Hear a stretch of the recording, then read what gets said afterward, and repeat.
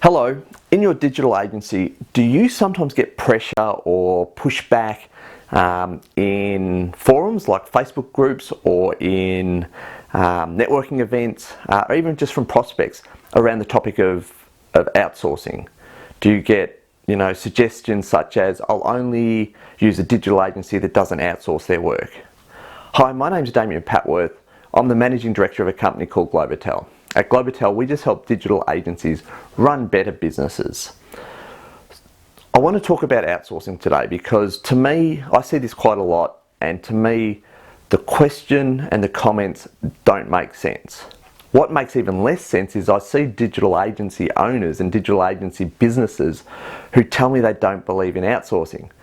And the reason that doesn't make sense is because if you're a digital agency, your entire existence relies on the belief of outsourcing. For you to get a client, you need a business to say, we don't know how to do marketing, we'll outsource it to an agency. So you have to believe in outsourcing or you won't exist. Now, the question of outsourcing from clients and prospects to us, the digital agency, I get where it comes from. Honestly, it comes from a decade or a decade and a half of, poor management around quality, from outsourcing, real outsourcing to subcontinent to Asia and getting poor quality back. That's where it comes from. And people really trigger when the topic of outsourcing comes up. They want quality. They think quality and outsourcing go together, but they don't. And that's what I want to talk about today. So the way real outsourcing works is this. You don't know what to do about a specific thing, so you find someone who knows how to do it and you give them responsibility for the outcome. Great example is telecommunications. In a digital agency, we're not telecommunications companies. So we go to Vodafone or we go to Telstra and outsource our telecommunications to them. They give us the mobile phone, they give us the plan, they give us the data, and we're up and running. We outsource the outcome. One of our clients comes to us and says, I know nothing about SEO. I want to be on the front page of Google. Let me outsource that outcome to you. And they give you the business and you're responsible for that outcome. That's outsourcing. So in running a digital marketing agency though, a digital agency doing SEO, web design, social media, any of those sort of things, quite often we start as a one-man or a two-man band and we get some level of success and we need to grow. And when we need to grow, we need resources. And there's a number of ways of doing resources. So the first way is obviously to go out and employ people. We can grow our team through employment. When we employ someone, we give them a job, we give them position descriptions, and we maintain the responsibility and the ownership of achieving the outcomes for our clients, and the employees do the work. If you said to a prospect who asked you if you outsource, would you say, and you had employees, would you say, yeah, we outsource to our staff? Probably not. And the reason why is because it's not outsourcing, it's resourcing. So let's take that one step forward. You don't want the issues with human resources. You don't want issues with payroll, superannuation, all that kind of stuff's too much. You don't want to manage that you don't want to create that in your business. So instead of using employees and employing people, what you do is you find some local people who can help you and you contract them into your business. They're contractors, they're local contractors. When you resource your business this way, is that outsourcing? If a prospect said you outsource your work, would you then say, yes, absolutely, I use contractors? Or would you say no? And if you'd say no, why is that?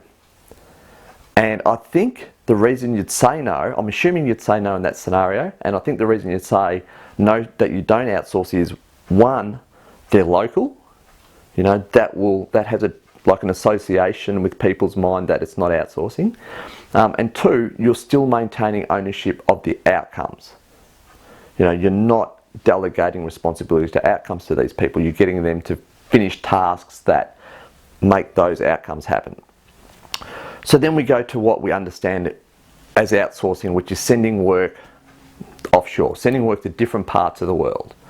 And here's the thing, I think one of the reasons why outsourcing and digital marketing has a bad name is because historically over the last 2 decades or so, agencies have been lazy and they said, okay, here's a website, I'll just chuck it across to India and hopefully it gets it done. And it comes back and it's low quality. So that's outsourcing. Now, I think it's a different world today. I don't think that model's ever really worked all that well, and I think people understand that now, and our industry is very savvy about that. Obviously still have some low quality operators who do that type of thing, but what we do now is, as an agency, we've got an outcome that we're still responsible for, and we need some skills and people to fill the gap. So we find contractors at different places who are more cost effective, still high skilled, and we wrap our processes around that to make sure that we get the level of quality we want and still maintain responsibility for the outcomes that we're promising our clients. We're taking full responsibility for our brand promises, and then we deliver that to our clients. So the question I've got for you is, if we're still maintaining ownership of responsibility of outcomes, if we're still ensuring appropriate levels of quality and deliverables and quality standards and that kind of stuff in our business that we present to our client as a finished product, it's not really outsourcing, it's resourcing. All we're doing is finding the most cost-effective, quality resources we can find so we can create a thriving, profitable business that delivers what we promise. So the question I've got for you is, do you see that as outsourcing or do you see that as resourcing?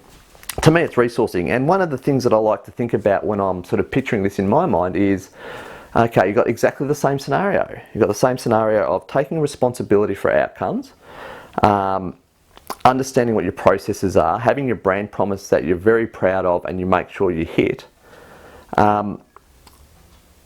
Why is it different if it comes from the subcontinent or Asia as to someone local?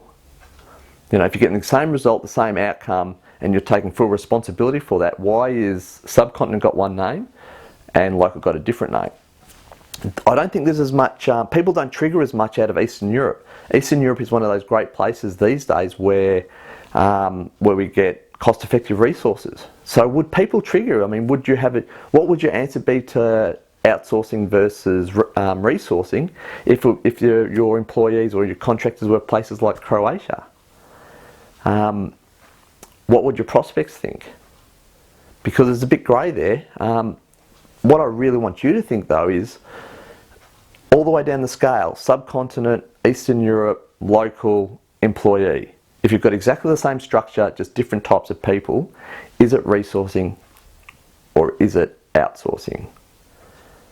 Hi, my name's Damien Papworth. I hope this has been helpful for you with your digital agency. If you see all these scenarios as resourcing, no matter where they come from, you can answer your prospects, no, we don't outsource. We find amazing quality resources, not all of them are local, to fit in with our business model, which we manage tightly. We don't outsource. We can serve you and provide you with the outcomes that we promise.